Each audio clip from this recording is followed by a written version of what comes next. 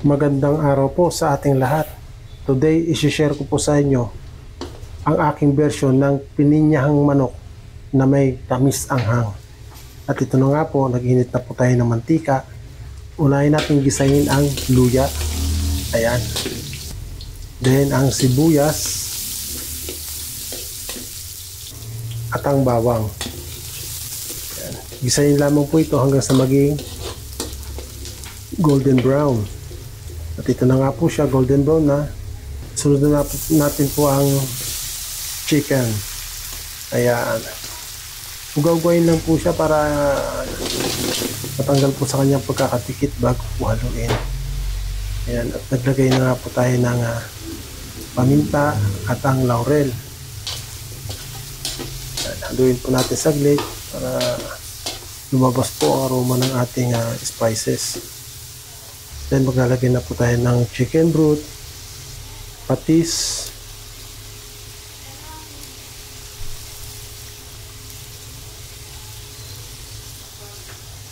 at ang soy sauce. Ang toyo po ay optional lang po. Nilalagay lang po tayo niyan para maging mas matingkad ang kulay ng ating pininyahang manok. Ang iba po ay naglalagay ng gatas o kaya cream kasi gusto po nila mas creamy. Pero ang version po natin ay iba. Kung bago ka lang po sa aking YouTube channel, please like, subscribe, and ring bell button para ma-notify ka sa aking susunod na episode. At ito na nga po, nasangkot siya na po siya mabuti. Pwede na po tayo maglagay ng pineapple juice. Ayan. Then, ang pineapple chunk.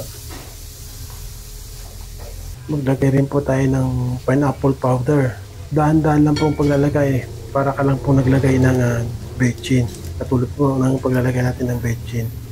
Ayan. Dahil pag nasobran po tayo sa pineapple juice powder, masisira po ang ating pininyahang manok.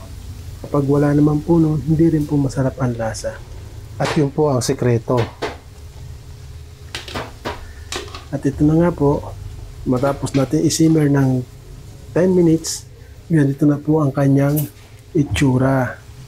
Ayan, dahan-dahan lang po sa paghahalo para maiwasan po natin ang pagkakadurog ng ating chicken dahil ito po ay half cook na. Ayan, nilagay na po natin ang kanyang pampalasa, pampagana, ang chili labuyo, chili finger at ang bell pepper. At pagkaraan nga po ng 5 minuto, pwede na po tayo maglagay ng breadcrumbs. Ang breadcrumbs po na ito ay galing po sa bakery. Dahil mas malasa at mas masarap po ito dahil ang breadcrumbs po ay galing po sa pandesal. Ayan po. Pero may mabibili rin naman po kayo niya sa market. Ayan. Isimmer lang po natin mga ilang sandali. Then, tikman po kung kailangan po natin ng adjustment. At ito nga, naglagay tayo ng asukal. Ayan. Para ma-perfect po ang lasa ng ating pininyang manok. At ganyang lapot po ay perfect na po sa aking buffet.